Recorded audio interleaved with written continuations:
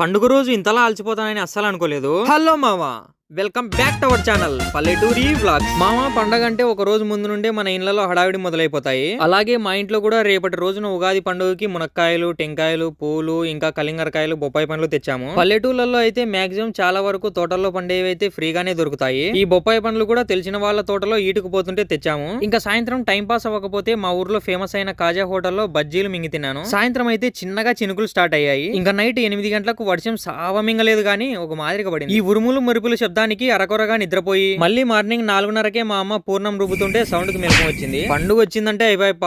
మా ఇంట్లో మా అమ్మ 3కో 4కో లేస్తుంది. మరి మీ ఇంట్లో మీ ఆడవాళ్ళు కూడా ఇలానే లేస్తారా? అయితే తప్పకుండా కామెంట్ అని ఒక లైక్ ఇచ్చుకోండి. ఎలాగో లేచానని మా అమ్మ ఒక చిన్న టాస్క్ ఇచ్చింది. అది కంప్లీట్ అయ్యాక ఇంకొకటి, అది కంప్లీట్ అయ్యాక నీతో ఇంకా కాదులే పోయి పడుకోపో అంటే వెళ్ళి డబల్ కాట్ మంచం మీద చిచి నేలపై బొంత మీద పడుకున్నా. ఈ వీడియో చూస్తున్న ప్రతి ఒక్కరికి హ్యాపీ న్యూ ఇయర్. చిచి అదేనండి, ఉగాది శుభాకాంక్షలు. ఇది ఈ రోజు మనం వేసుకోబోయే డ్రెస్. ఎలాగో మనం స్నానం చేయం కాబట్టి రూమ్ స్ప్రే తో అడ్జస్ట్ అవుదాం అనుకున్నా. బట్ ఇంట్లో మా అమ్మకు తెలిస్తే సావమింగుతాదని స్నానం చేసి రెడీ అయ్యా. మన ఇంటి గుమ్మానికి ఇలా డెకరేషన్ చేశాం. అవును, చెప్పడం మర్చిపోయా, మేమైతే 20 రూపాయలు పెట్టి మామిడాకులు కొన్నాం. మరి మీరు? ఇంకా దేవుడికి ముక్కొని నాలోని కుంభకర్ణుని కాసేపు లేపి పడుకోబెట్టా. నా జీవితంలో ఒక్కసారి కూడా ఈ ఉగాది పచ్చడి తినలేదు అండ్ మా ఇంట్లో కూడా ఎప్పుడు చేయలేదు. ఇప్పటి వరకు మీరు కూడా నాలాగే ఉగాది పచ్చడి టేస్ట్ చేయకుంటే తప్పకుండా కామెంట్ చేయండి. ఈ పండుగ రోజున మనకు సంబంధించి ఒక అరటికాయల బండి వస్తే లోడ్ చేసి పంపించాం. ఇంకా నైట్ 9:30కు రాయలచీరలో బోగన్ డ్యాన్స్ చూడడానికి వెళ్ళాము. ఏమో మామా, నాకైతే అస్సలు బాగలేరు చూడడానికి అండ్ పర్ఫార్మెన్స్ కూడా. ఇంకా రాయలచీర నుండి 2 కిలోమీటర్ దూరంలో ఉన్న పెద్దపేటలో కూడా ఆర్కెస్ట్రా అంటే అక్కడికి వెళ్తున్నాం. ఇదిగో మన ముందు వెళ్తున్న బైక్స్ అన్ని పెద్దపేటకే వెళ్తున్నాయి. ఇక్కడైతే ప్లెజెంట్ గా ఉంది. ఓకే, బానే ఉంది. ఈ పెద్దపేటలో ఆర్కెస్ట్రా వాళ్ళైతే అనంతపురం వాళ్ళంట. ఇంకా ఇక్కడ ఒక 30 నిమిషాలు అలా ఉండి ఇంటికి మింగేశాం. ఓకే మామా,